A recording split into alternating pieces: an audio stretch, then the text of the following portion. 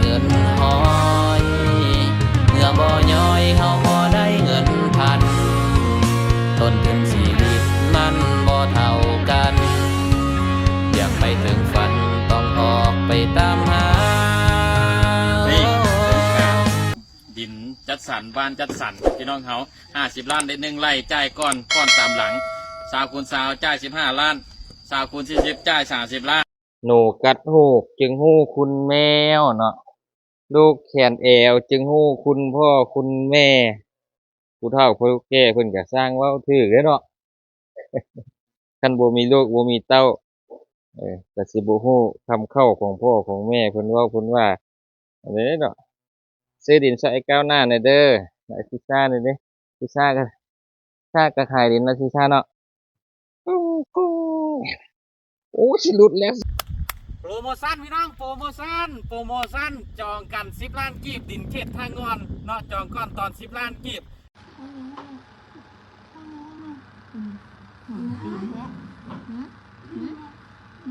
คนหนาหาวอีก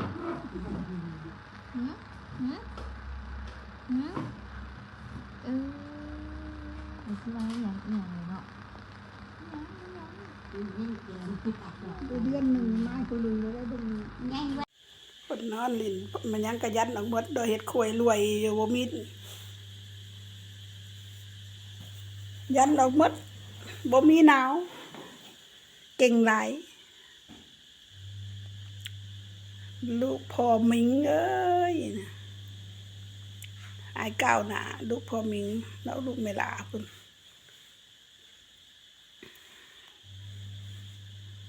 เฮ็ดค่อยรวยอยู่ยันออกหมดบ่มีไหบ่มีห้องกินแล้วก็นอนลิ้นจักหน่อยสิอาบน้ำให้เสื้อก็บ่มีเฮ็ดบาปเขี่ยวมาเด้อมาซื้อเครื่องให้ลูกเด้อบ่มีเครื่องสินุ่งให้อาบน้ำก็ได้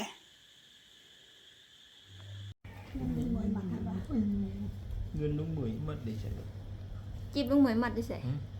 เงินลุงเหมยมัดดีใช่ ไปซื้อแล้วก็ยังบ่พอ ลูกแลนใช่ไหมโอ้ยบิดคิงนอนหลายใช่ปะนอนหลายแต่ว่าไอ้ก้าวนอนหลายเลยลูกว้านอนหลายนะพูดเดี๋ยวไป มีจะนอนอีฟ้าหัวขวัญนะอีฟ้าหัวขวัญ ขี้เนาะ โอ้ย ไอ้ก้าวนอนหลายแท้ว่าลูกเฮ้ยนอนหลายแท้ลูกเอ้ยก้าวเอ้ยก้าวหน้ามหาทรัพย์เท่าก้าวหน้ามหาทรัพย์ลูกว่าได้พ่อเลยไหมปัดได้ลูกจะว่าป้าเป็นโอ้ยนะกระบอกกสับของเรามันจุกนี้เนาะ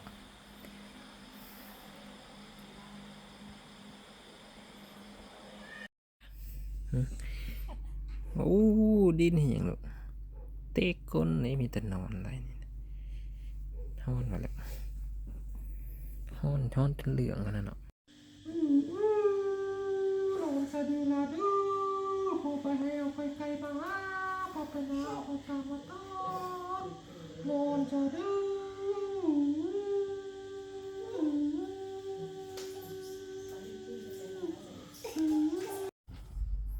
ให้ก้าวบ่ให้น้องไม่นะลูกเนาะ5 โมงป่าย5 โมงครึ่งไอ้ก้าวบ่ให้แต่ไอ้ก้าวเจ็บตามึงดูตายก้าวนี่ตาเศร้าใช่ไหมก้าวพอซื้อใส่แขนคำให้ได้เด้อเศร้าเด้อเจ็บตาเด้อลูกเด้อพอซื้อใส่คอคำให้เด้อยิ้มก่อนยิ้มไหมลูกยิ้มงาม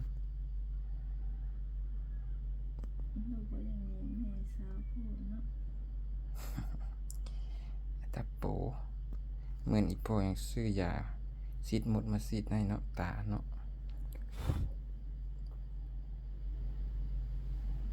เจ็บตาไอ้ก้าวเจ็บตาพุ่นเนาะมึงหน้ามันดูนะเบ้าหน้ามนค้นไก่ดินในข้าวหน้ามหาทรัพย์มาแล้วแม่นให้แม่นละยิ้ม สั่งค่อยสั่งค่อยดียิ้มมาเนี่ยนอนแล้วไหมลุกแล้วไหมว่าไม่นอนแล้วไหมลุกไหมลุกไหมลูกลุกมึง1 โมง 2 โมงกูบ่ได้นอนอีกจับ2 ขาฟาดใส่ฝาเฮือนนู่นเลยนี่นอนแต่เช้าใส่ลุกแม่ลุกขี้คันเดี๋ยวแม่ไอ้หมานไปขายดินเรียว2 มือเรียวมีจัดสู่ว่าเป็นสรุปลูกพวกนี้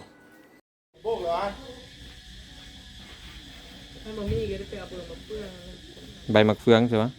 ใบมะเฟืองก็ได้ ไอ้ก้าวนอนฮึกแค่ว่ากลางคืนเป็นเงินเนาะกลางเว้นเป็นนกเขาแท้ๆอันนี้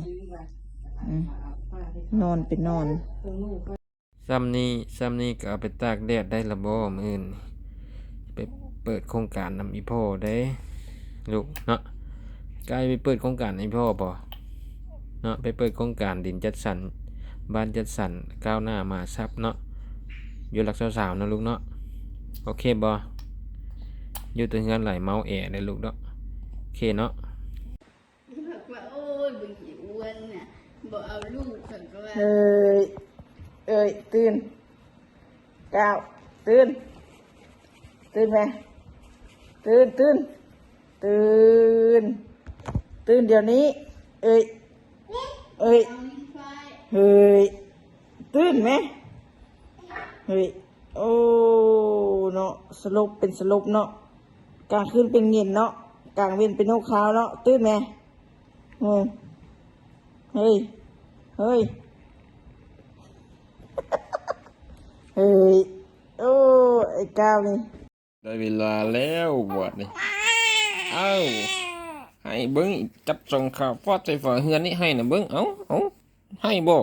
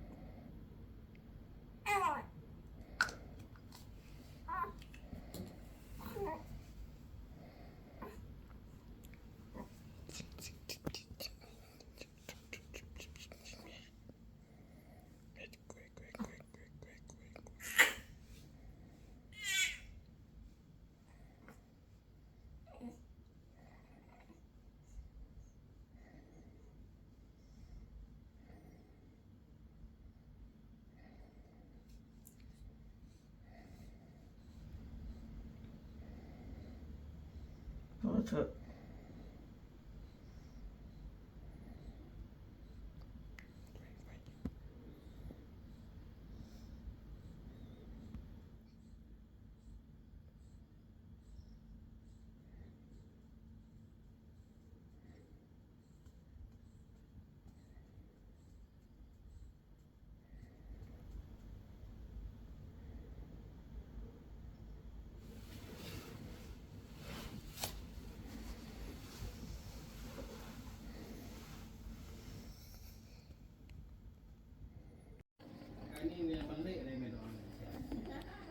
ว่าไอ้ก้าวได้สร้างน้อยก้าวได้สร้างน้อยเด้อสร้างน้อยอาเกียงเอาให้เด้อไอ้ก้าวเด้อไอ้ก้าวมาลิ้นบ้านไม่เท่าเด้อไอ้ก้าวขี้ให้พร้อมเด้อมากอกซับหัวล้านไอ้ก้าวนี่เด้อขี้ให้นะไอ้ก้าวหน้ามาหาซับได้เดือนกับ2 มือแล้วเด้อไอ้ก้าวหน้ามาหาซับเด้อสร้างน้อยนี่ลูกสร้างน้อยตั้งกระโดดอยู่นี่นะหัวล้านหัวล้านน้อยอยู่นำอีพ่อเด้อนี่เด้ออยู่บิดคิงแล้ว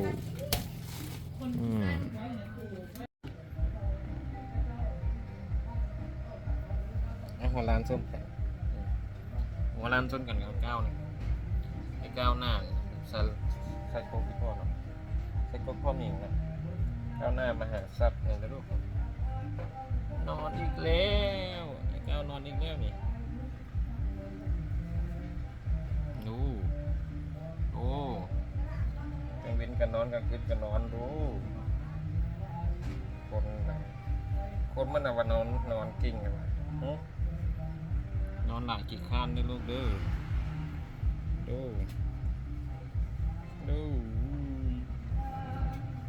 นี่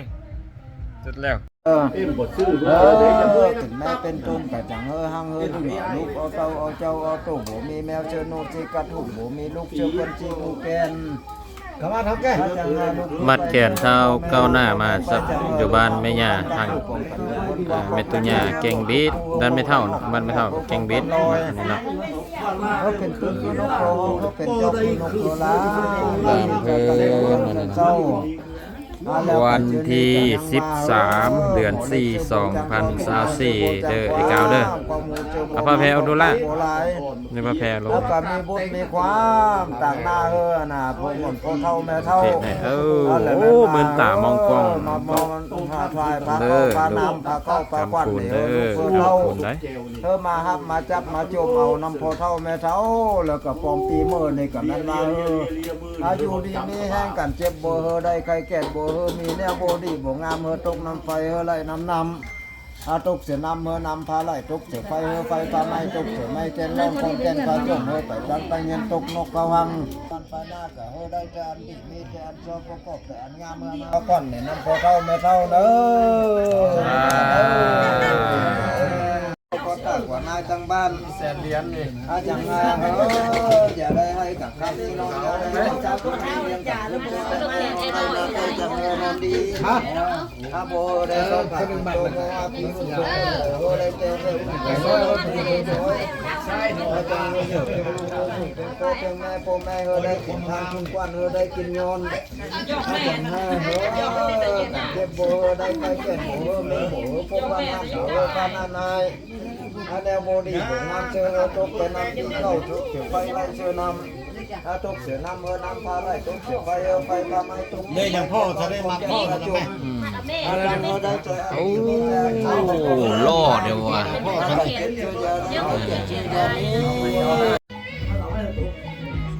โจยิ้มแม่ลูก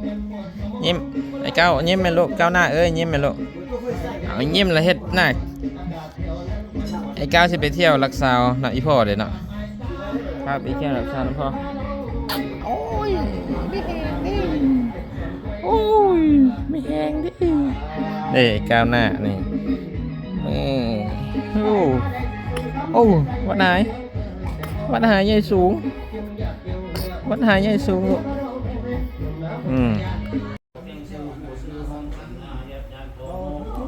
ไอ้ก้าวหน้ามาเล่นสงกรานต์อยู่ที่หลักสาวคำเกิดนะลูกเนาะก้าวหน้าลูกยิ้มไหมลูกเอาเลยยิ้มไหมลูกยิ้มโอ้ยตุ่มเอือกยิ้มอ้วกไหมลูกอ้วกเห็นยังโต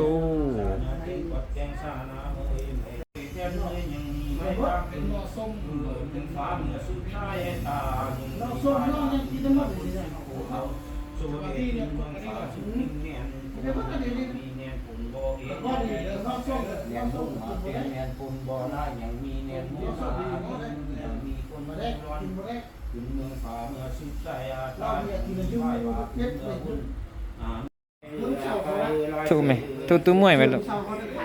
ตุ้มมวยเอ้ยไอ้ก้าวฮอดลักซาวเราเด้อไอ้ก้าวมัดแขนเราเด้อนี่นะนี่ดูไอ้ก้าวไปลิ้นนะอีพ่อเด้อไอ้ก้าวไปลิ้นถ้ำมังกรเด้อนี่ไอ้ก้าวกินฮอดตู้เท่าเด้อนี่เนาะโอ้ตาทอกำปั้นนี่นะอ้าวไอ้ก้าวหน้าลูกอีพ่อ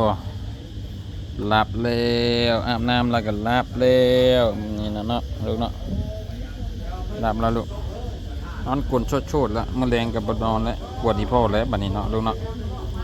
ก้าวหน้ามาเล่นบ้านตู้เท่าเนาะบ้านไม่เท่าบ้านพ่อเท่าเท่ายือดูบ้านลักเศร้าคำเกิดแข่งบริคำใสลูกนอนปูดแล้วนอนปูดแล้วโอ้ยเก่านี่มัดแขนตลอดเลยว่ะลูกเนาะมัดแขนตลอดเลยเนาะลูกเนาะโอ้ถูเด้อไอ้เก่านี่มัดแขนแฮนปลาห้งแฮนปลาห้งอยู่รักษาเด้อลูกเด้อ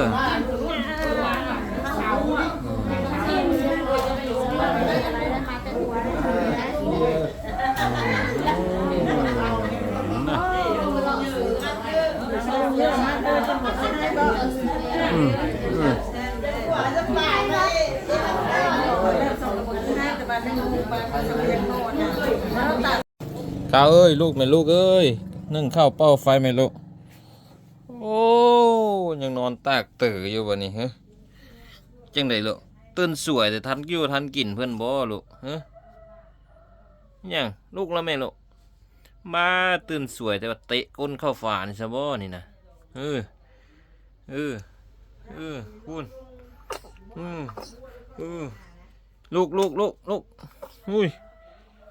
ตาเวียนแย่หกขี้แล้วนี่มึงนู่นนี่ตาเวียนชิ้นแย่หกขี้ลูกแล้วนี่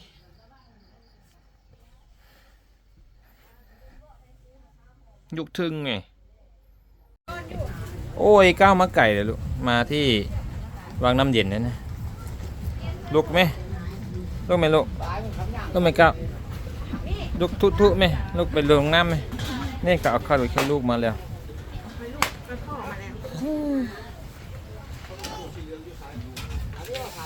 คอหักแล้วบัดนี้นะตุ้ยคอหักซ้ำบัดนี้นะทันเยื่อน้ำเขาซ้ำต่อตากแดดอยู่นี่เลย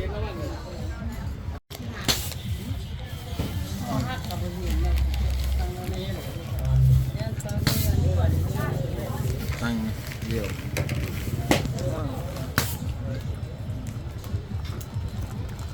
กินมันข้าวกินบีดิมันก็ข้าวกินบีดิกินพูดใส่ดูคุณดำด้วย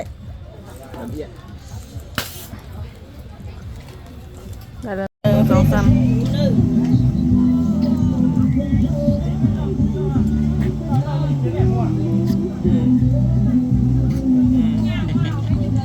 นอนแล้วนะโอ้ย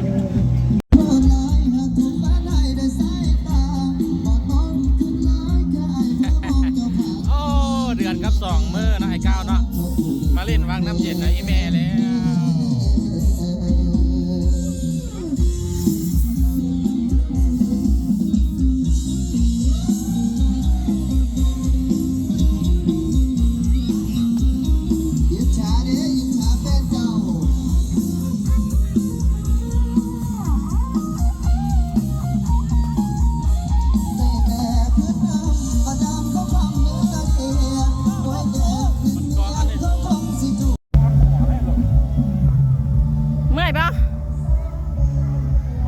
ปีนี้ผมคือปีกายนี่พี่น้อง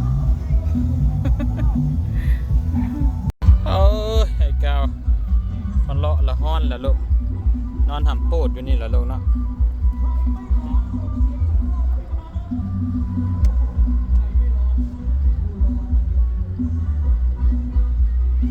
นอนไอ้เก่าหน้ามหาทรัพย์มารินวางน้ำเย็น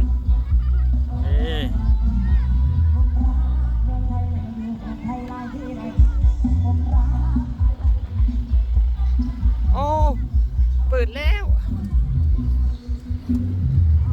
สวัสดีครับสวัสดีวันนี้ก็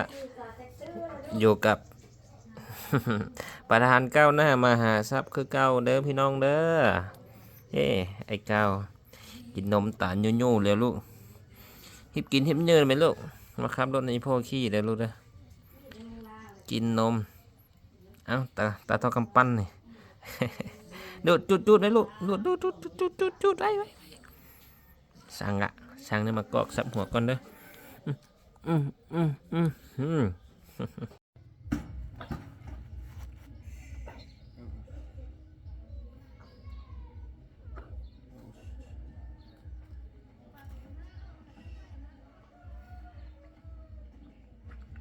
ละเมียเอ่ยเมียบ่ได้ตีบ่ได้กาเป็นอย่างเมียมาไล่ป่าลาไก่อายกับลูกอ่อนโอ้ยเมียเอ่ยเมียเครียดอีหยังบ่เว้าก่อนมานี่ไปเด้อเด้อมานี่ไปเด้อเด้อสำคือบาพวงละเมอสติลอยไปเกิดย้อนเมียอุ่นมานี่ไก่นางคือไปไล่ล่าห่างตานอลาอายบ่ได้ยินเสียงบุตตาห้องเอ๋อยู่ในบ่อนโอ้ยเมียเอ้ยยามได้ยินลูกอ่อนทางอายแห่งคิดนำโอ้ยโอ้ยนอเมียนะอุ้มลูกน้อยตามหาเมียแพงลูกแดงเมียจากไปเจ้าบ่ห่วงลืมผัวหักน้องเป็นคนหลอกลวงเมียบ่ห่วงลูกน้อยตาดำแม่น้องเกียดน้องเครียดเรื่องใดสั่งไผน้อเมียของข้า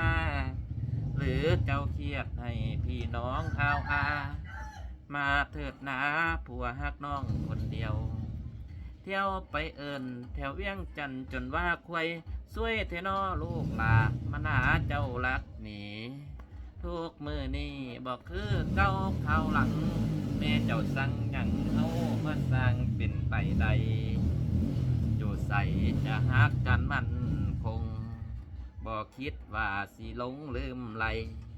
ลูกน้อยของเฮาห้องให้เจ้าอยู่ใส่น้อแม่บัดกาวเสื้อลานำสกุลข้าวเหลืองตาเปื่อนหูสีเติงอีกาลักษณ์เครื่องหมายบอกเพิ่งค่อยขอเพิ่งถ้าผู้ใดเห็นแน่ เสื้อลานามสกุลโพธิราชตุยหูสีเติงเดี๋ยววะ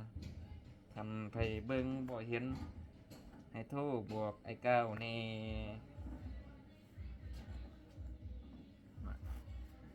เด้ข้างหน้าไอ้เก้านั่น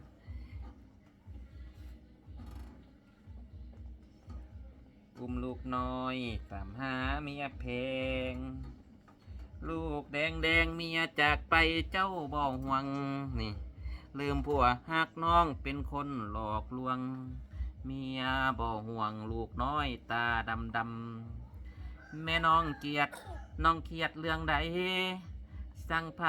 น้อเมียของข้าหรือน้องเครียดให้พี่น้องเอามาเถิดนะผัวหักน้องคนเดียวเที่ยวไปเอินแถวเวียงจันทน์จนรักควยสวยเทนอลูกหลามันหาเจ้ารักหนีทุกมือนี่บอกคือเก้าข้าวหลังแม่เจ้าสั่งอย่างเฮามาสั่งเป็นไปใดอยู่ใส่สิฮักกันมันคงบอกคิดว่าสิหลงลืมไหลลูกน้อยของเฮาห้องให้เจ้าอยู่ใส่น้อแม่บัดกาวรับมุ้ยเป็นลูกที่พ่อมุ้ยห้องลูกเลยนะรับมุ้ยสลุกท่านเจ้าอยากมีชีวิตที่ดีก็เข้ามาตีมาซื้อดินกับพวกเฮามันคงโปร่งใสและจริงใจทุกคำเบาอยากให้เจ้านั้นลองเสื้อใจก้าวหน้ามาหาสับบรรยากาศที่ดีมีปลาไม้เกี่ยวกัจีท่านเจ้านั้นอยากมีชีวิตที่ดีและสดใสทางเจ้าเก่าเข้ามาก้าวหน้าพร้อมจะฮับไว้บริการโดยความจริงใจนั้นมีเพียงเฮาเท่านั้นใจ20,000 บาทปูสาดอยู่ก่อนเจ้าสีใจสดหรือเจ้าสีใจผ่อนก็เพียงทอก่อนผ่อน0%นานถึง24 เดือนจำสบายกระเป๋าให้เจ้านั้นผ่อนยาว เสือให้ผู้เบาเสือให้ผู้เศร้าขอให้เจ้านั้นบอกมาท่านเจ้านั้นอยากมีชีวิตที่ดีดีก็เข้ามาติมาซื้อเด่นกับพวกเฮามันคงโปร่งใสและจริงใจทุกคำเว้าอยากให้เจ้านั้นลองเสือใจก้าวหน้ามหาสัพย์ดินงามราคาดื้อบริการดีให้คำปรึกษาฟรีต้องก้าวหน้ามหาสัพย์จ่าย20,000 บาทปูสาดอยู่ก่อนผ่อนยาว2 ปีฟรีดอกเบี้ยตุ้งโอ้ยน่ารักเนาะ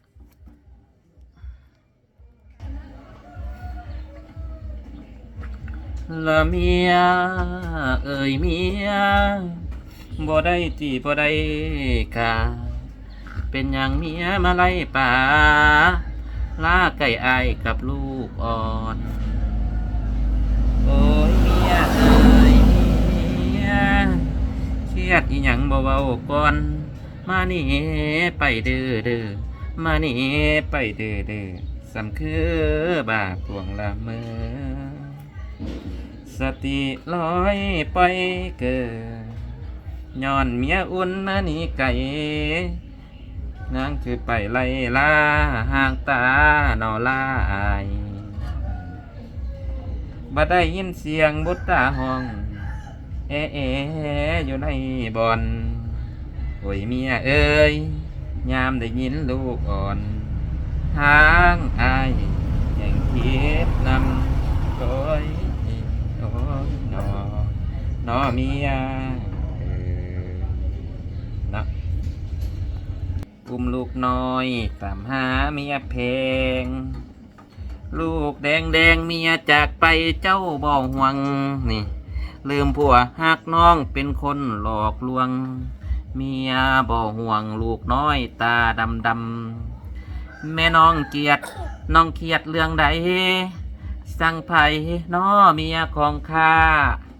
หรือน้องเครียดให้พี่น้องเอา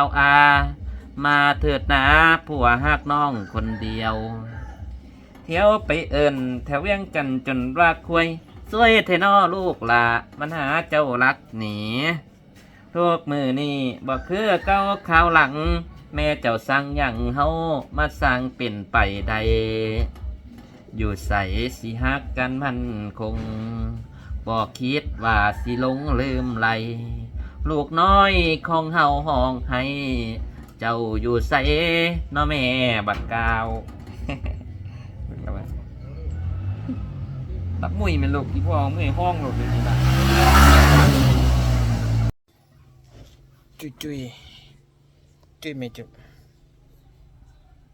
จุยแม่โอ้ก้าวมานอนเฮือนมือไว้ลูกก้าวมานอนเฮือนไม่ลูกเนี่ยเบิ่งลูกอีพ่อไหมก้าวไอ้ก้าวหน้ามานอนเฮือนไม่เด้อวิวดีมากเลยก้าวเนาะธรรมชาตินี่อยากกินนมเลยกินนมก้าวกินนมไม่ตุยกินนมไหมเอาเตียงขาคอลูกท่านนมลูกนะโอ้ค่อยลูกค่อย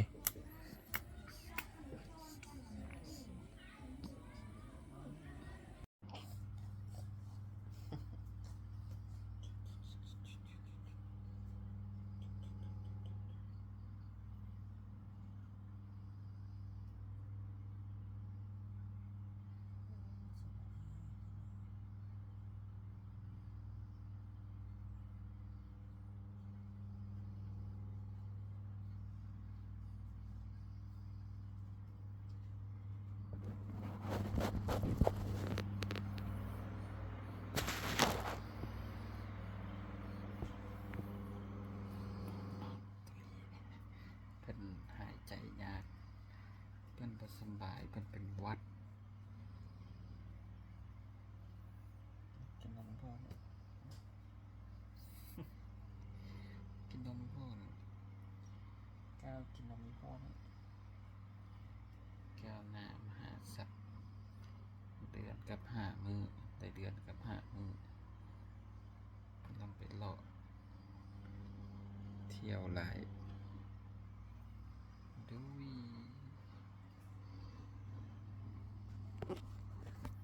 เปลี่ยนกันเอากับตุยา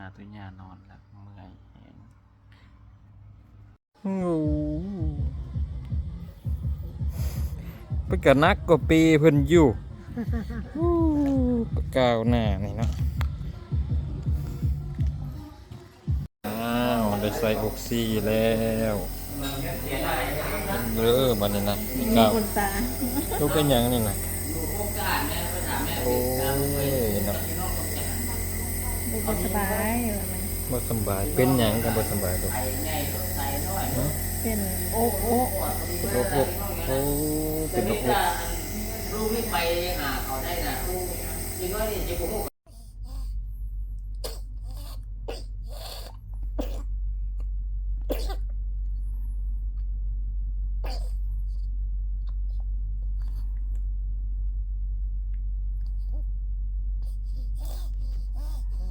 อาการเมาแอบลูกโอ้ยเฮ็ดจังไดเนาะหายใจคือคาดนี่แหละมันก็บ่ให้หายใจคือคาดอยู่ลูกไปหยังก้าวบ่สบายลูกไอ้ก้าวเป็นปอดอักเสบไอ้ก้าวหน้าเป็นปอดอักเสบบ่สบายเด้อไปลิ้นหลายเด้อไปลิ้นวางน้ำเย็น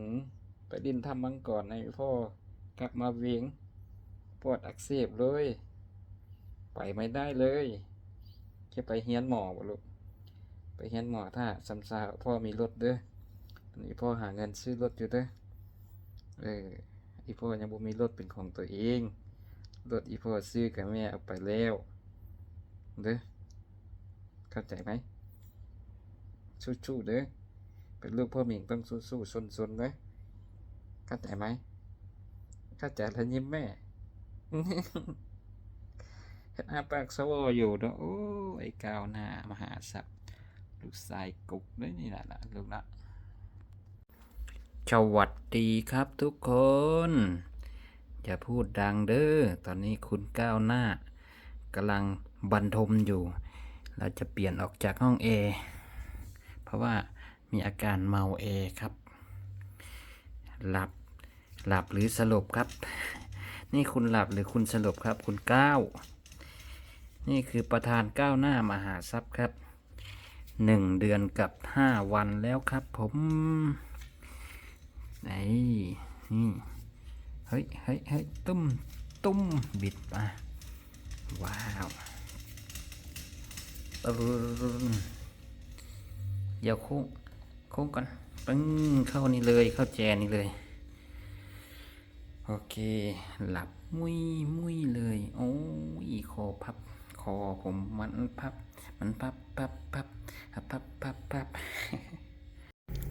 เบิ่งดูไอ้ก้าวอุ้ย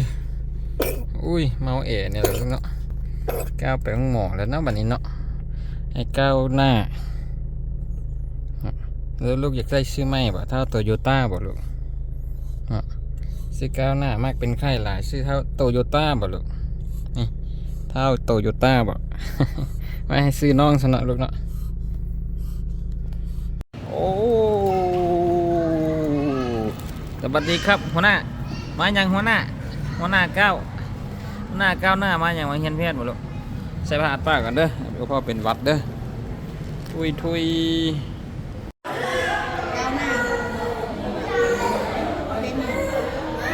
บ้าว่าหายใจยากนะหายใจยากแล้ว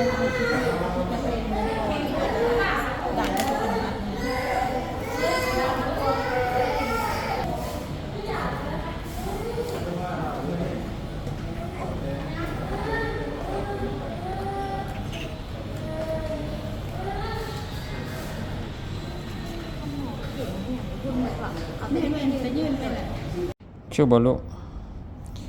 สู้ลูกพ่อนะลูกพ่อหมิงต้องสู้มาขับรถให้พ่อขี่เด้ตากแดดน้ำกันเด้ลูกสู้นะลูกเนาะ เอ้ยไอ้ก้าวเป็นปอดอักเสบแล้วไปเที่ยวหลายโคตรใจฮ้อนเนาะอีพ่อก็ใจฮ้อนลูกก็อยากไปพาไปเที่ยวแบบใจฮ้อนชู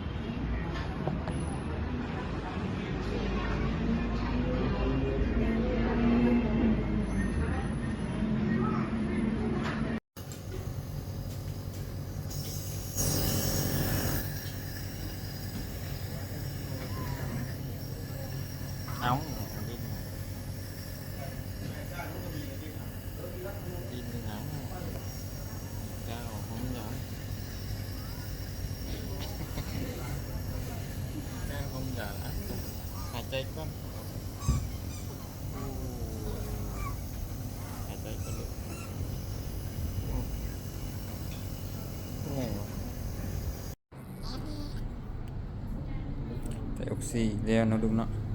เป็นน้ำแม่เนาะแม่อยากเอวเลยเนาะแม่อยากพาไปเที่ยวเลยเนาะแม่ขึ้นฮอดบ้านแม่อยากกินนมบ้านเนาะแม่อยากกินนมตุ้ย่าเนาะ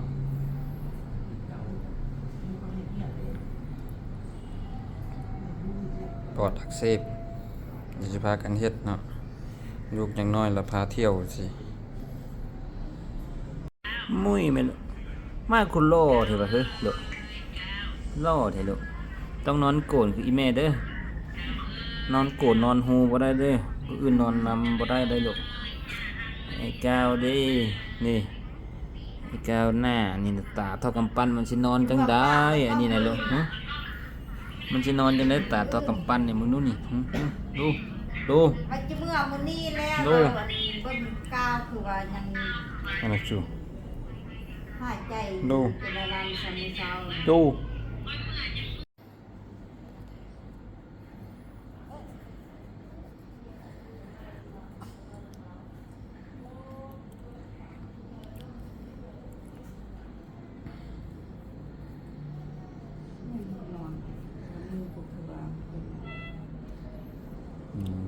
มันสินะ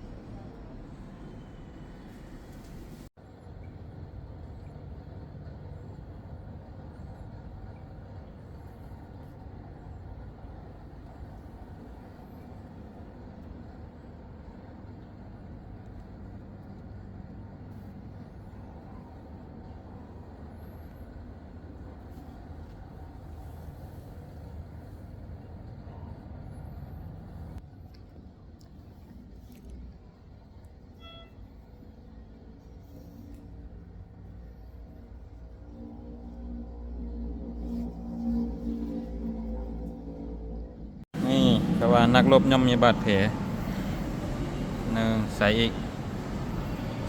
2 3 4อีก5 6หมดพี่อีกนี่ ไปบ่ลูกไปบ่ชูบ่ตัดตั้งขึ้นโอ้ไอ้ก้าวหน้ามาเฮียนเพชรอยู่สั้นกลางแล้วเนาะลูกเนาะซื้อไหมโอ้กูดูเยอะมาบ่ได้กินแฮงแล้วมันปาดคอทิ่มเลยเด้อตัวใหญ่เด้อนู่จีไอเป้ยืนสิเอ้าดมออกซิอยู่หั่นสิมื้อนี้มื้อที่4มื้อที่5แล้วได้อลูกก้าวหน้าเลยตัวใหญ่สิมือปะแล้วก็จะใส่กรรมเพิ่นก็เป็นโทษเพิ่นก็ลูกตายแล้วเนาะแผนกนอนตอนดึกอันนี้นะอันนี้แม่นอย่าพ่อมือถือบ่ได้ล้มสายที่มื้อนี้นะฮะนักธุรกิจตื้อร้านเจ้าของโรงงานนำเข้าและจะจำหน่ายรถคูโบต้ารถไถฟอคูโบต้าได้ตั้งแม่น9540เท่านั้น ถ้าบ่แม่น9540บ่เอาอย่างเด็ดขาด บ่เอา9540เอา8808รถออกใหม่นี่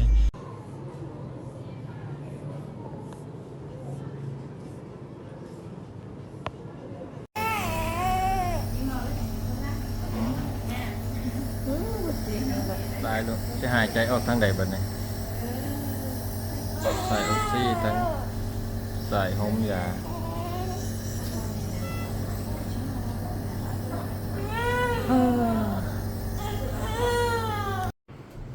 เท้าก้าวหน้ามหาทรัพย์แม่นบ่ลูกหรือว่าเอิ้นจังได ใบตาดินบ่บ่เนาะก้าวหน้าหรือว่าใบตาดินเนาะชื่อแท้ชื่อเท่าก้าวหน้ามหาทรัพย์นามสกุลมหาทรัพย์นามสกุลพ่อหมิงเนาะชื่อดินเอิ้นใบตาดินก็ได้เนาะ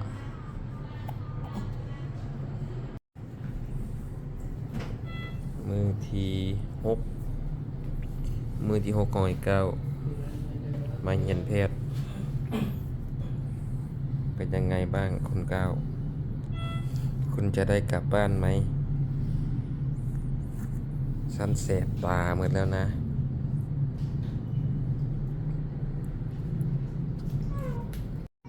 โดยเครียดแล้วบ่ยิ้มแล้วลูกเฮ็ดตาเลือกอย่างฉันไหมพ่อบ่มักนี่นะบ่ยิ้มเป็นแล้วได้วันนี้นะยิ้มบ่เป็นแล้วเครียดแล้ว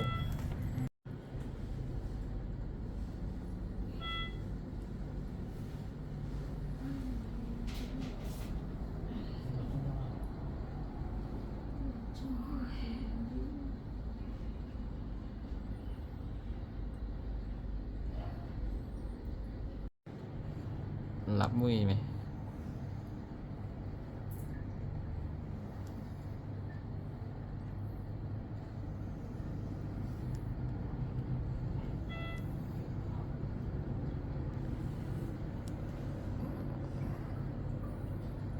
หลับมุ้ยซะ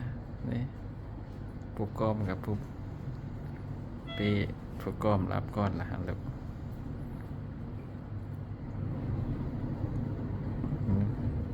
เบิกเอียหัวงอน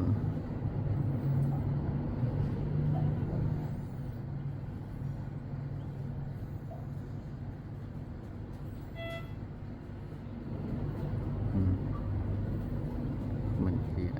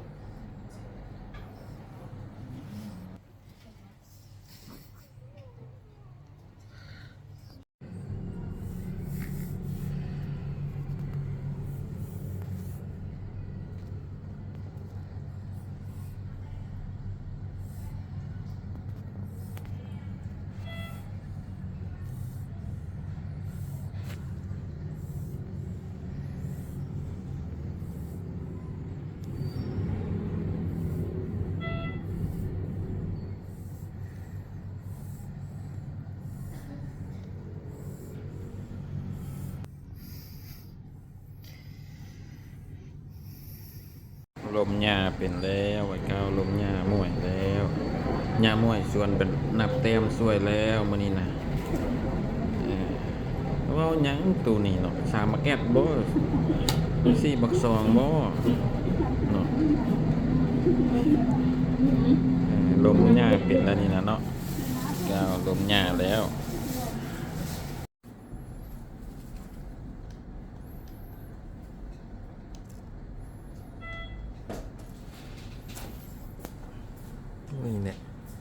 มุ้ยเนี่ยโอ้ไอ้ก้าวได้ไอ้ตูนมานอนน้ำเป็นหมู่ได้ลูกเนาะ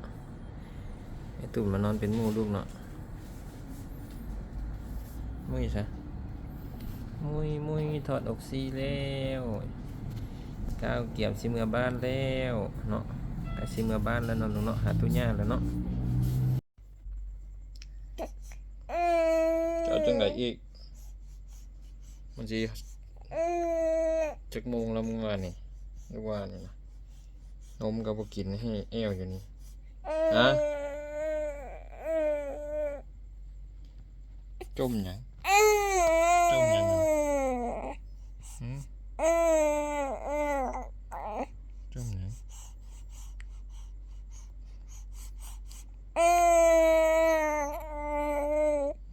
จมอยู่นี่แหละ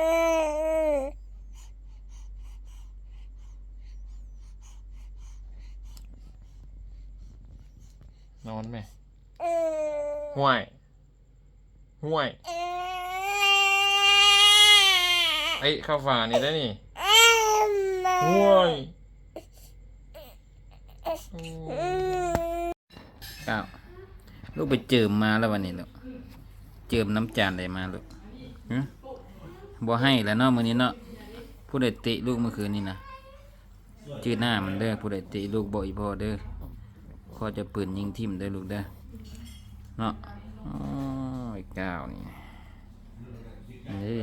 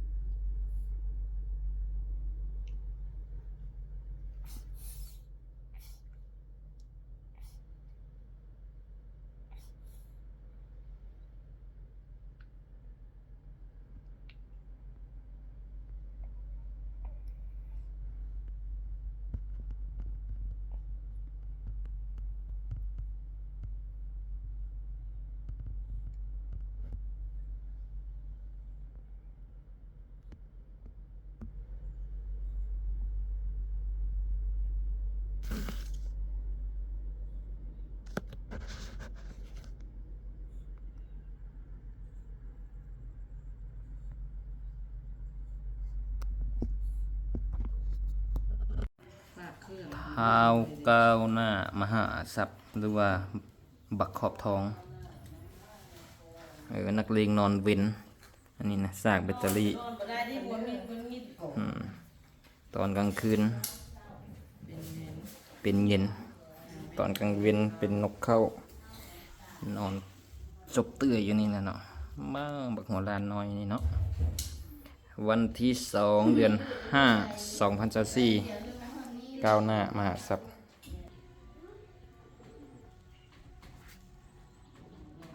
เบิ่งดูไอ้ก้าวหน้าคือหมองเลยลูกมันให้หลายบ่สำบายแล้วลูกโอ้ยเนาะ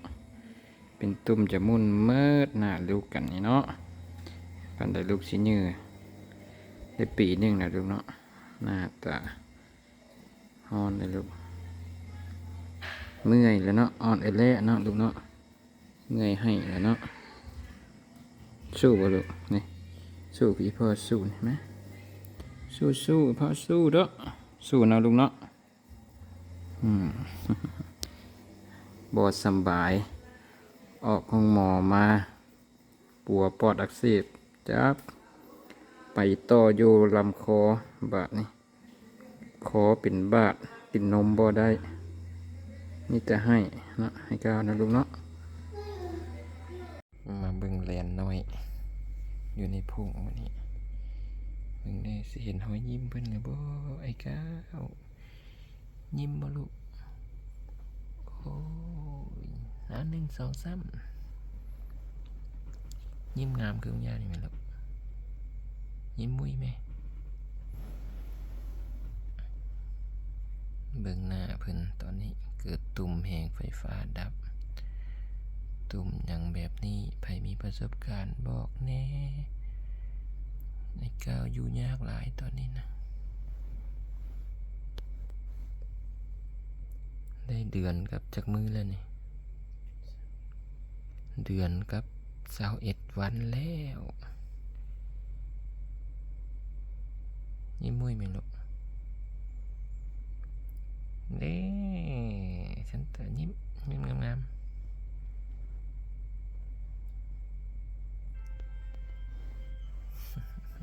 นี่ยิ้มงามคือพ่อมัน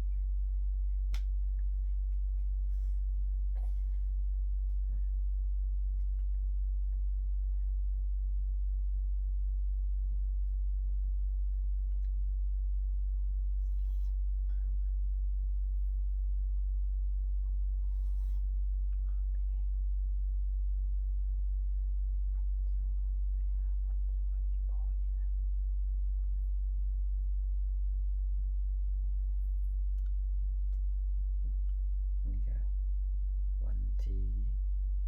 วันที่6 เดือน 5 2024 เวลา2 โมง58 นาทีช่วงโมงนี้เธอแบบบ่ได้หลับได้นอนให้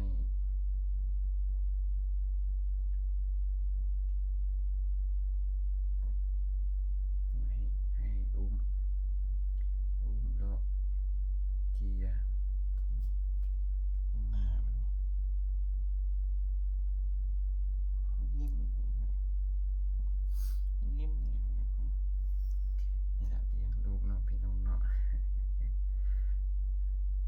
คันบ่ให้ค่ะเป็นตาฮักไปนั่งคันให้หลายพูดก็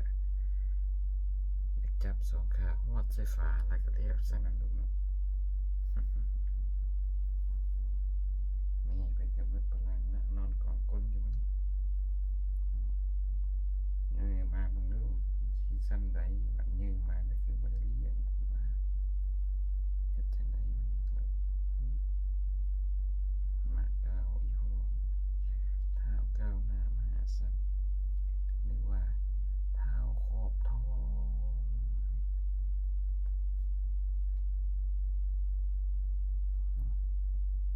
มันตาหุบนี่เอา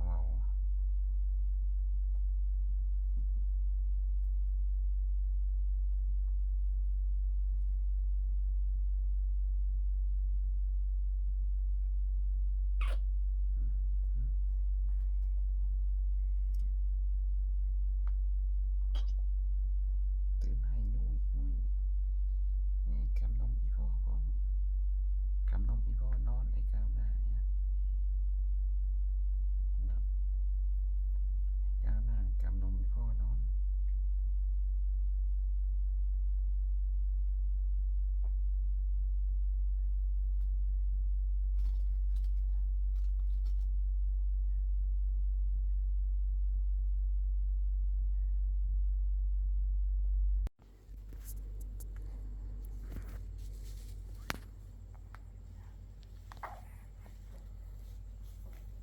ได้เรื่องแล้ว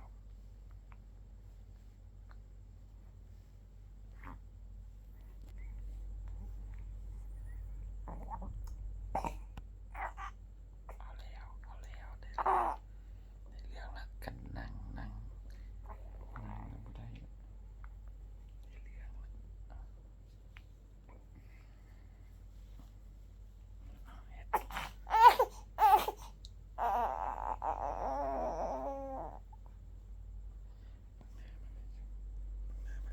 เบิ่งหน้าบักขี้ให้ได้สิเลยที่หน้ามันไว้ในบักขี้ให้นี่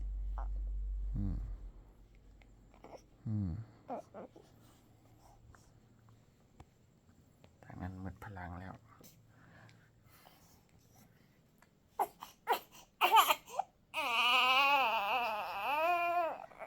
นั่งบ่ได้จังน้อยสิโยนกับฝานี่ซะเนาะ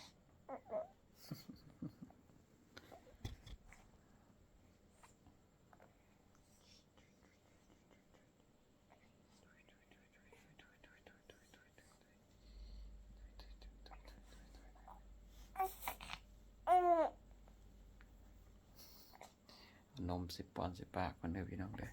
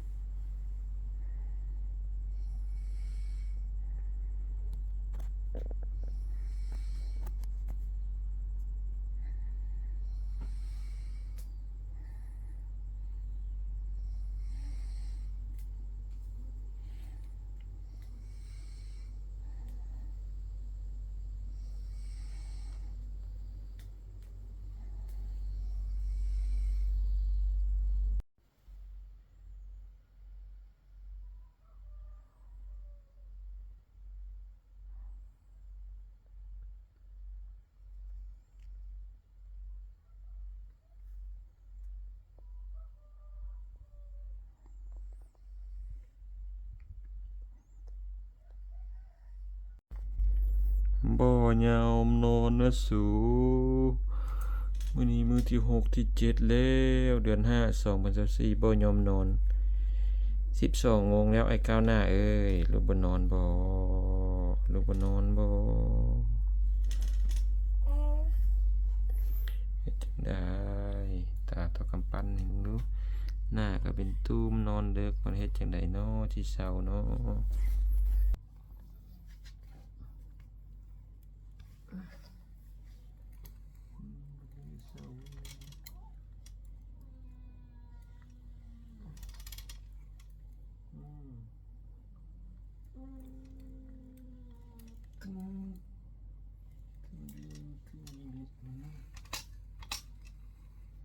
ตีลังกาโค้งก่อนโค้งก่อนเด้อโอ้ตูดเร็วตูดเร็วนี่เห็นอีพ่อแล้วบ่นี่นะโน่โน่โน่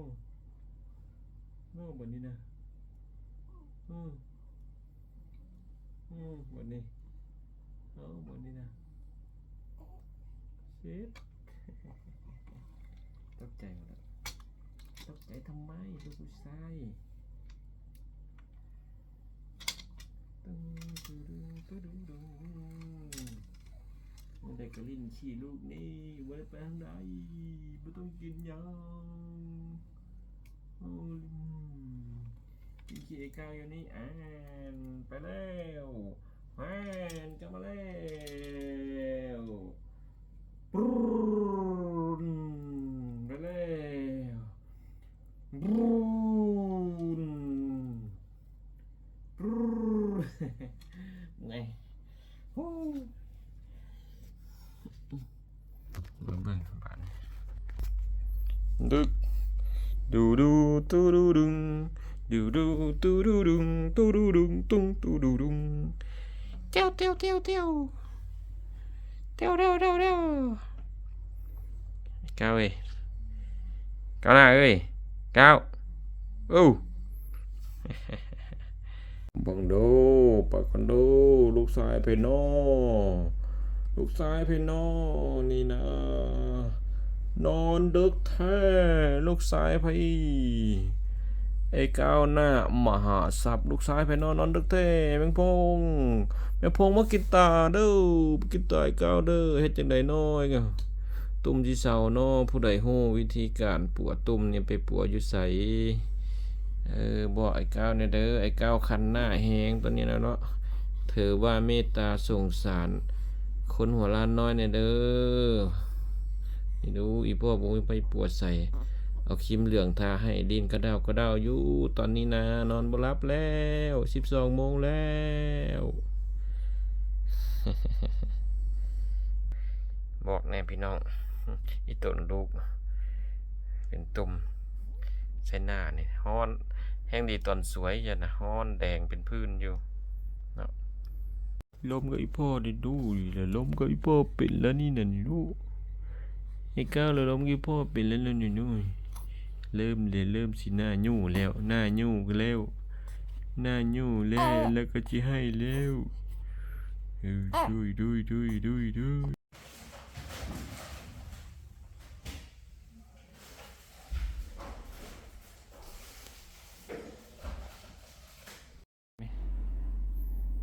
ที่ให้บ่มื้อนี้นะให้นี่จับจ้องขาฟาดใส่ตู้โชว์นี้ผู้ใดให้เด้อนูสิให้บ่มื้อนี้นะให้บ่ให้หรือบ่ให้ฮะไอ้กาวลูกก็ได้เงินหลายเลยลูกสิเปย์สาวทั้งใดลูกฮะโบเป็นมัดนับเบิ่งดูนะนับเบิ่งดูจักมัดนะพุ่นเนาะการเป็นเลือกแต่ว่าลูกป้อนหมูที่บ่เต็มอันเนี้ยบ่ลูกโอ้น้องจะสักไฟออกปอปุ๋ยมาไปดำจะแกะขี้ด่างใกล้น้องเลยไหมปอปุ๋ยมามันให้เนี่ยปอปุ๋ยใส่ซะใครบอกให้อ่ะให้ไหมปอมาปกใส่ไว้ซะให้ดูบัดนี้น่ะปุ๊กเลย ก็ตายแล้วพระผมยืมปานนั้นน่ะกับผมน้อยๆตัวปกไปซะตายแล้วบัดนี้น่ะดูลาบบ่จื้อบ่ไม่ถือ ลาบบ่เฮ็ดจังไดตุ่มที่เช้าดอกลูกไผผู้ใดฮู้ปวดตุ่มนี่เฮ็ดจังไดบอกแน่เด้อ ตรงมัน เพิ่นฮ้อนละคันขนาดนี้นะ แล้วไอ้เนี่ยอันนี้คันใต้ ตัวประกันตายจับตัวประกันแล้วโอนมาเท่าไหร่ 18 ล้านอาม่า 18 ล้านเอามาบ่ซั่นตายเนาะเอาผ้าปกไว้ไปแล้ว เรียบร้อยนี่ฆาตกรนี่นะหำปูดนี่นะไอ้ก้าวหน้าหำปูดขี้เหม็นขี้ให้พร้อม ยิ้มงามลูกยิ้มหวานด้วยยิ้มหวานถ้วยไปนี่มันหยังเบิ่งหยังหวานนี่นะเบิ่งหยังหวานนี่นะยิ้มก่อนยิ้มงามก่อนน้วยเอามือนี่มาเอาดูแก้มมันนะเอาดูเอามือหัวล้านชนกันเอาหัวล้านชนกันมาหัวล้านชนกันมาหัวล้านชนกันแล้วเนาะหัวล้านชนกันแล้วแกเป็นบ้าแล้วมันกันบ้างไหนจ้ะกันบ้างไหนเอาแพงอีกพ่อหน่อย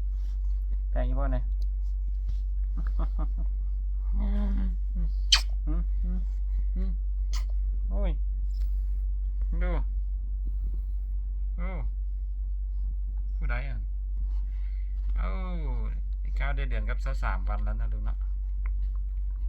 ก้าวหน้าได้เดือนกับ23 วันแล้วครับผมแต่ว่าตอนนี้อากาศร้อนมากได้ทาคิมินอากาศร้อนหลาย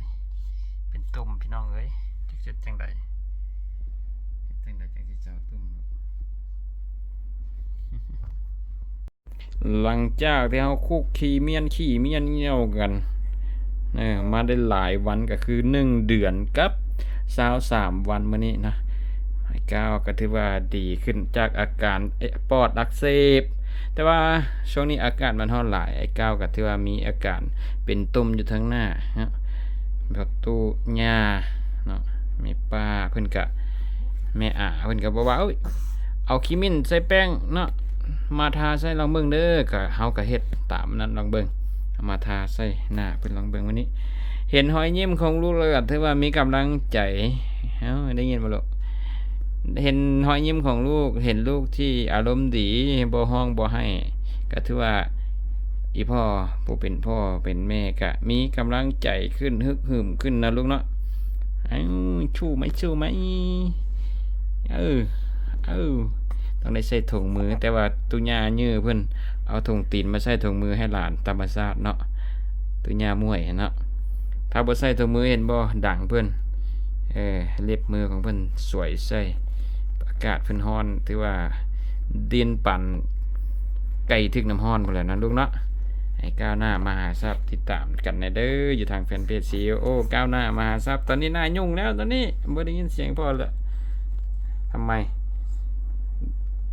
มองอะไรคุณก้าวมองอะไรคุณก้าว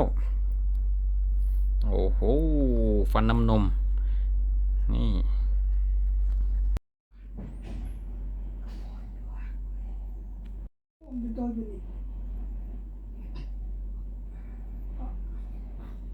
เมื่อยใดเมื่อยก็เป็นไร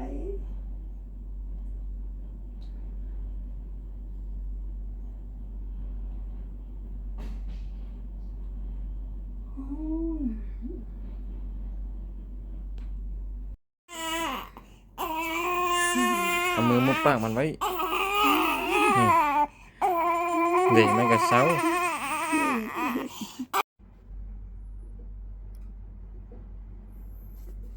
ไงกาวได้ขี้ปีนอนบาดนี่ขี้อ้นซาวอันนี้คือเอิ้นว่าอย่างอ้นซาผ้านอนดู หยุดก่อนไล่ตานี่วันที่7เดือน5 2024เวลาจักโมงแล้วนี่เวลา23:39 นาทีดูใส่กำเพิ่นเด้อใส่คุณแทนคุณเพิ่นเด้อวันนี้จื้อไว้เด้อด้วยก้าวหน้านี่มาตั้งแต่2018ค้นหาก็มาประธานตัวจริงยังนอนเขียนปีอยู่ได้เวลาแล้วสิได้เวลาแล้วบ่ประธานก้าวหน้าได้เวลาเจ้าแล้วบ่นี่นะเจ้าเมื่อยนอนแล้วเนาะนี่เนาะก็สบายแท้ชีวิตเจ้าโอ้อาละวาดละกินนมบ่ประธานกินนมเอ้าท่านประธานกินนมโอ้โหไปมาเถอะเด้อไปหาเด้อตัวเดียวเด้อห่วยมันอยู่ดีบ่เป็นเลยลิ้นดึงยมดังดึงสว่างฮะอิติวิสีอิสีนั่นนี่อิเมนะจังโตอิตุตังพุทธพุทธิพุทธังพุทธังโสนะโมพุทธายะนิติอิตุตังพุทธพุทธิพุทธังพระอรหังอิติวิโสนะโมพุทธายะนะสังสิโมนะโมพุทธายะนะมาปะจาปะกะตะไนอิตุตังพุทธพุทธังพระอรหังอิติวิโสนะโมพุทธายะเพียง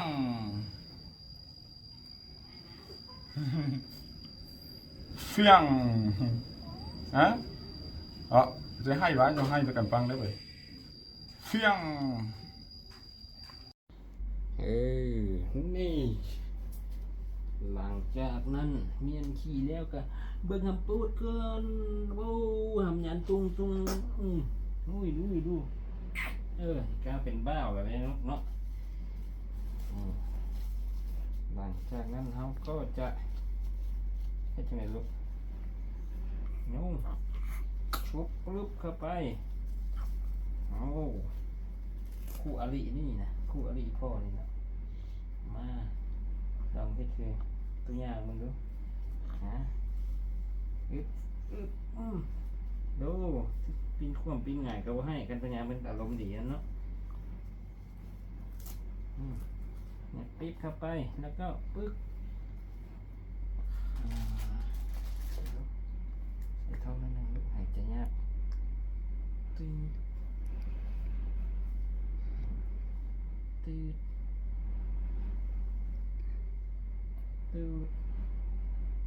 ดเสียดายมันบ่ตูดเสียนี้พอบ่โอเคอัดแล้วบ่โอเคโอ้จากนั้นก็จะนุ่งส่งตัวเดียวนี่เท่านั้นนุ่งให้กุ้มค่าเลยนุ่งให้กุ้มค่าเลยนะลูกเนาะได้1 เดือนกับ24 วัน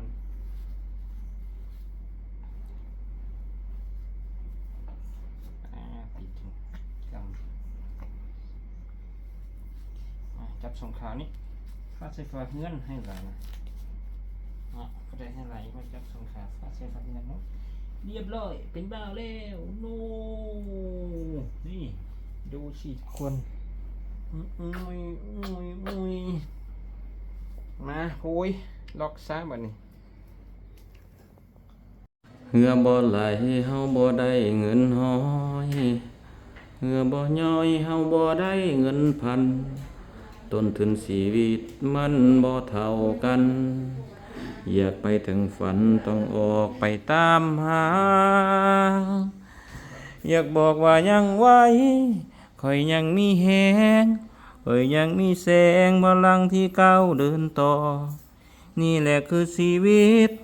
เส้นทางของนักขายขันยังบ่ตายค่อยนี้จะสู้สุดใจลมบ่มีถอยใจน้อยเป็นบางทีแต่ว่าใจดวงนี้มันยังมั่นคงจะไปต่อก้าวหน้ามหาศัพท์โอเคเบิ้งเอาเมื่อยเอาอุ้มแล้วไอ้เซรอนอุ้มเพิ่นปานผู้บ่มีเวียกเดี๋ยวดูบักซัวนี่นะโอ้เอาปะทิ่มไว้นี่แหละมาได้ไปใส่เลยนั่งนอน ดินขี้ลูกอยู่นี่แหละไอ้ก้าวเอ้ยก้าวพ่อไม่ได้ไปใส่นอนดินขี้ลูกอยู่นี่แหละเด้อเห็นปะหัวล้านน้อยกับหัวล้านเยอะแล้วสบายเนาะได้ขี้กันอยู่นี่เราสบายเนาะคนรออีพ่อเอ้ยไอ้ก้าวหน้าเอ้ยก้าวหน้ามาทับหน้ามุนมัดแล้วก้าวเอ้ยก้าวยิ้มมุ้ยไหมลูกยิ้มมุ้ยยิ้มไหมเอิกอักแล้วดิแบบนี้เนาะเอิกอักล้มปิดแล้วดิเอิกอักแล้วว้ายโอ้เป็นบ่าวน้อยแล้วได้ยินเสียงอีพ่อไหมน่ะได้ยินเสียงอีพ่อแล้วล้มเป็นแล้วโอ้ยเนาะมันเด็กไหมแม่ใส่อีพ่อเลยเนาะดูเนาะวางกับว่าบักส่วนนี่ไง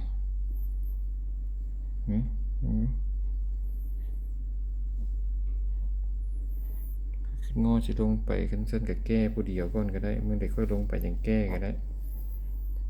นี่แม่เราก็เมื่อยจากที่เบิ่งเวียกน้ำพอกหมาเนี่ยมันมางมมันนี่นะ11:12 1 2 เอาบ่ได้นอนเบิ่งเอาเด้อบักเอาเด้อนี่ตุญ่ามาเอามาเป้อยู่นี่ยื้อมาแล้วบ่ฮู้คุณเด้อนี่โอ้คุณนี่เบิ่งดูก้าวหน้ามาซับ1 เดือนกับ25 วันแล้วเด้อขันยามบ่ให้เป็นตาสั่งคือหยังนี่ขันยามให้โคตรเป็นตาฮักเลยเอิ้นสัวนี่คำฮูนี่เฮ้ยดมม้อยอยู่เด้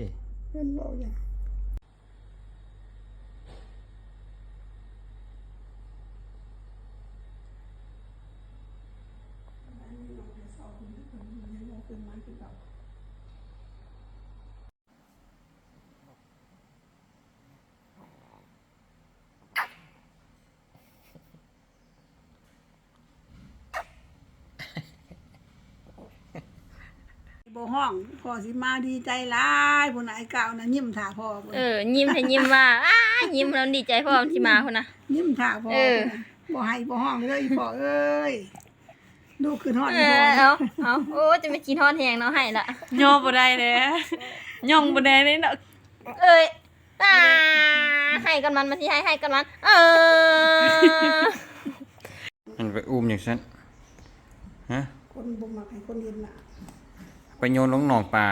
หลังบ้านมันดู บ่ให้ผู้ใดเห็น โยนลงคลองใส่ใกล้เพิ่นมันดูมาหัวล้านบัดตาเปียกดูตาเปียกก้าวหน้าตาเปียกอันนี้น่ะเนาะ บ่ให้มาไปเห็นน่ะ เพิ่น บ่เบิ่งนอนนี่สบายอยู่วัดมื้อก็อยู่นี่ คนละเป็นเท่านั้นเนาะคนขวางเพิ่นนี่นะ คันเอาง่ายขึ้นมาแล้วให้โดนหายสิบขึ้น หมูจีนเอาหมูก้าวเด้อมีเด้อหมูจีนเอาน้องเด้อนี่นะเอาไว้เอาโคมกันบัดนี้นะเอาบัดนี้คุบตากันดูนู่นอันนี้หมูก้าวอันนี้นะนี่อันนี้หมูก้าวนี่นะอันนั้นหมูจีนเอาโคมหัวกันหมูจีนนั่นเนาะ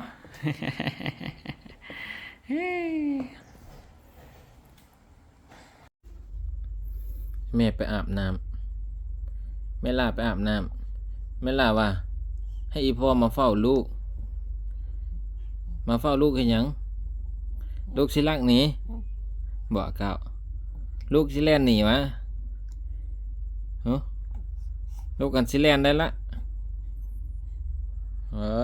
มาเฝ้าเห็นเลยมาเฝ้าหยังเนาะมาเฝ้าหยังลูกสิแล่นได้จังใดแม่นบ่ดวงน้อยอีพ่อก็ดวงน้อยอันนี้นะอันนี้จะมาขับรถให้พ่อขี่นะมานึ่งข้าวให้พ่อกินมาเกลือไก่บอกพวกนี้มาจะมาเกลือไก่พ่อกิน โอ้หมูก้าวเท้าก้าวหน้ามหาทรัพย์ไก่ช็อต2 เดือนแล้วดิคำตุ้ยดิ เด้อกินแล้วก็ขี้แล้วก็นอนสิทุกข์สิยากอีหยังเนอะเอาเออเบะแล้วเอาเบะ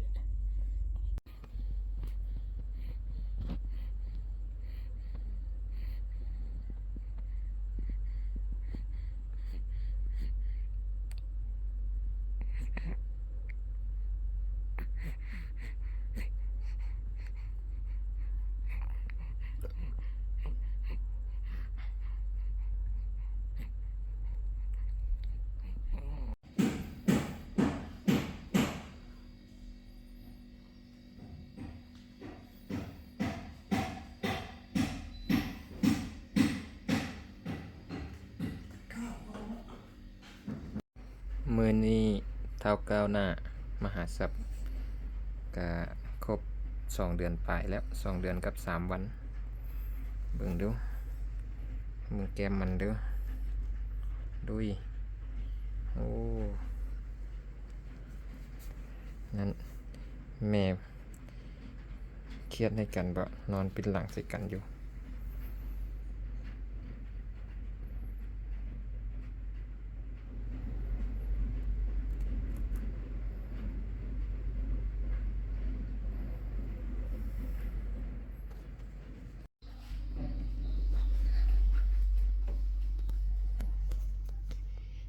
สวัสดีตอนเช้าอรุณสวัสดิ์สำบายดีบ่สำบายดีไหมคุณก้าวหน้ามาครับ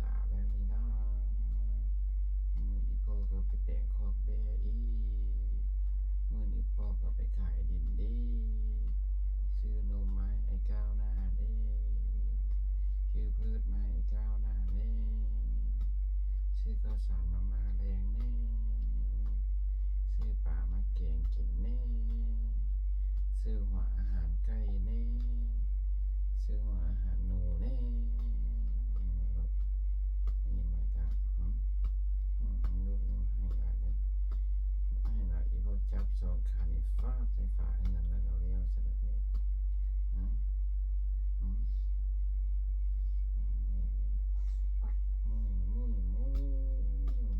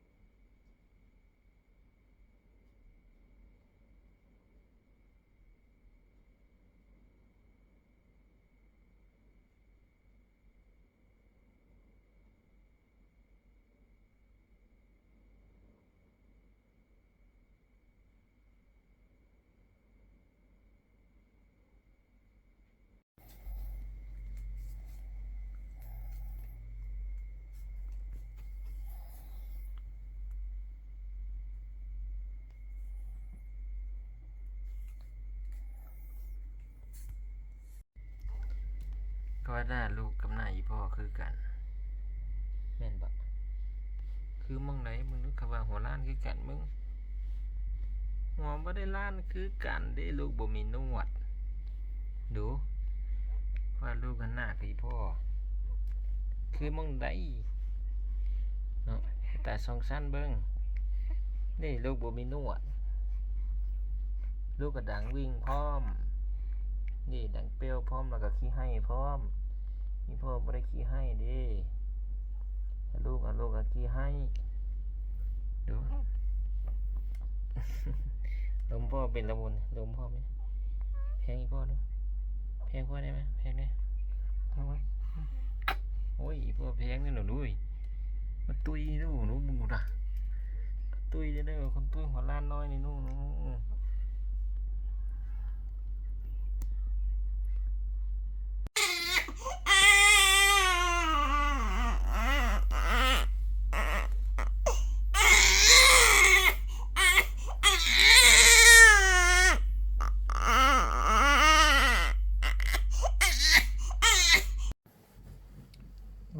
นอน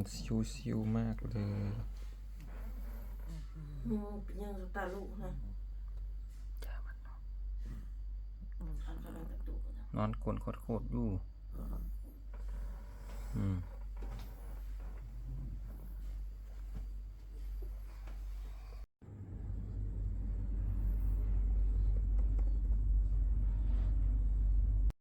ก้าว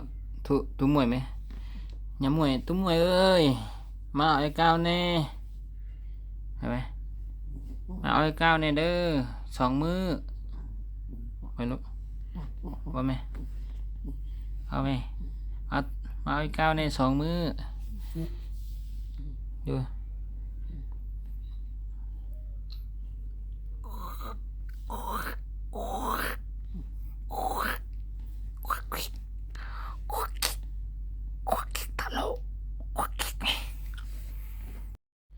ไอ้ก้าวเป็นบ้าวแล้วเนาะก้าวลมพ่อเป็นแล้วมุ้ยแล้วลมไหมลมมุ้ยลมตัวยาไหมลมเพิ่นตัวยาเอ้ยมาก้าวในเด้อดูอีพ่อสิทิ่มลงคลองใส่ใกล้แล้วเด้อเนาะไหมงั้นมาอีพ่อทิ่มลงคลองใส่ใกล้เด้อเนาะถูกไหมถูกตัวยาไหมถูกดูตัวยาปลูกมันต้นแล้วละบ่เด้อ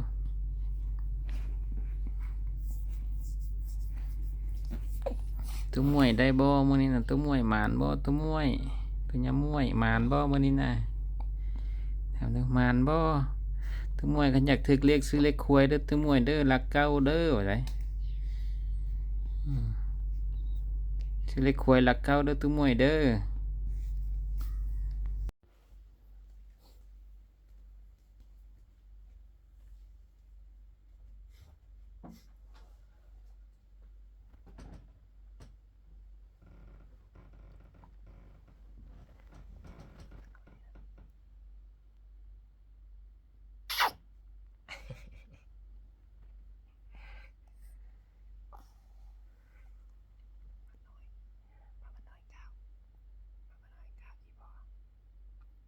มาน้อยก้าวอีพ่อมาน้อยก้าวนุ้ยอันละวาดแล้วเจ็ดดุย